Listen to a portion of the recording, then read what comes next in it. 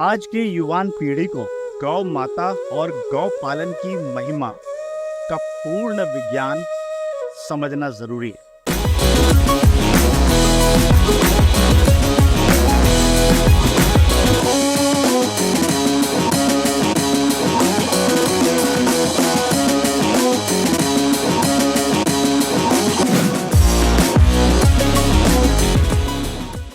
गाय शब्द की उत्पत्ति दो शब्दों से हुआ है, गा और य।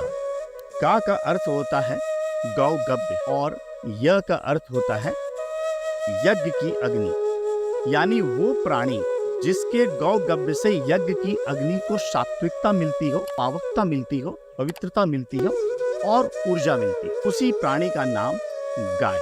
यज्ञ की अग्नि से ही सभी देवी देवताओं को शक्ति और बल की प्राप्ति होती है। हवन और यज्ञ में गाय के घी का प्रयोग होता है। इस गाय के घी से उत्पन्न अग्नि की ज्वाला जब ऊपर की तरफ ऊर्ध्वाधर होती है, उठती है, और वो जब वातावरण में सूर्य की किरण के साथ उसकी रिफ्रैक्शन होती है तो वापस वो पृथ्वी तत्व पे आती है। इस एनर्जी को जब पृथ्वी तत्व एब्जॉर्ब करती है तो एक विशेष वैज्ञानिक प्रतिक्रिया होती है। धरती के अंदर एक विशेष ऊर्जा उत्पन्न होती है और उस प्रतिक्रिया की वजह से ही आयरन, बहुत सारे metals, non metals like gold, aluminium, silver, zinc, यहाँ तक कि कोल एंड पेट्रोलियम प्रोडक्ट्स और पीने युक्त मीठा जल और पृथ्वी तत्व उस अवशोषित ऊर्जा को फिर से जब उसको रिपेल करती है तो तमाम वनस्पतियों को, तमाम जीव जंतुओं को, तमाम जड़ी बूटियों को वो ऊर्जा मिलती है। गौ घृत में इतनी शक्ति निहित है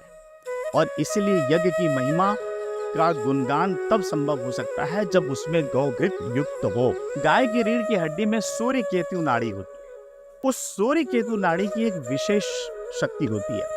सबसे पहले मैं आपको बता दूं कि ये सूर्य केतु नाड़ी इस संसार के किसी भी अन्य प्राणियों में नहीं पाया जाता है, सिर्फ और सिर्फ ये गौ में पाया जाता है। इस सूर्य केतु नाड़ी की ये विशेषता होती है कि जैसे ही सूर्य उदित होता है, ये सूर्य केतु नाड़ी वो जागृत अवस्था में आ जाती है और जैसे ही वो जागृत अवस्था में होती है और सूर्य की वो गौ किरण अवशोषित होती है, एब्जॉर्ब होती है उस सूर्य केतु नाड़ी के द्वारा, तो उससे स्वर्ण क्षार पैदा होता है और वही स्वर्ण क्षार की वजह से गौ के दूध में और गौ के मूत्र में विशेष पीलापन, पीला द्रव्य पाया जाता है जिसको जैविक स्वर्ण कहा जाता है, ऑर्गेनिक गोल्ड कहा जाता है। और ये स्वर्ण क्षार ऐसा होता है जिससे प्राण तत्व और प्राण शक्ति का जबरदस्त उद्गम होता है। जब वो स्वर्ण क्षार एब्जॉर्ब होती है तो गौ के शरीर में संचारित होने के बाद वो पैर तक आती है और पैर से धरती पे जाती है। जैसे ही धरती को वो गौ क्षरण तत्व मिलता है, धरती के अंदर भी विशेष ऊर्जा प्रवाहित होती है। इसीलिए जिस भूमि पे गाय होती है उस जगह पे सांप, कीट, कीड़े मकोड़े जैसे चीज नहीं आ सकते और उस जगह की भूमि की आभा बहुत पॉजिटिव होती है। इसीलिए उस जगह का वास्तु दोष भी खत्म हो जाता है।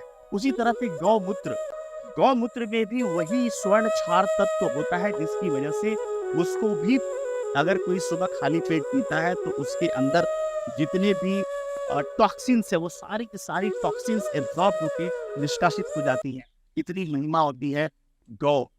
इसके साथ साथ हम समझते हैं तो गौ की जो पैर में जो मिट्टी आती है इसको हम गौरज, ये गौरज को अगर आप तिलक कर तो कहा गया कि कितने भी बिगड़ी हुई भाग्य रेखा हुआ उस समय से, क्योंकि इसके अंदर आध्यात्मिक आभा भी है और सूर्य की वो तत्व भी है जो प्राण ऊर्जा से समाहित हुई, जिसकी वजह से गौ की महिमा अपरंपार है, लीला अपरंपार है। ये समस्त संसार के लिए एक वरदान है। इसलिए गौ को एक साधारण जीव जंतु के रूप में न देखा जाए की महिमा अपरंपार है। और हम और आप क्या, जिसकी महिमा कृष्ण ने गाई है, जो पार ब्रह्म परमेश्वर थे, उन्होंने अपना बचपन से लेकर कुछ वर्षों तक गौ के बीच ही उन्होंने अपनाया है, अपना जीवन को आया है।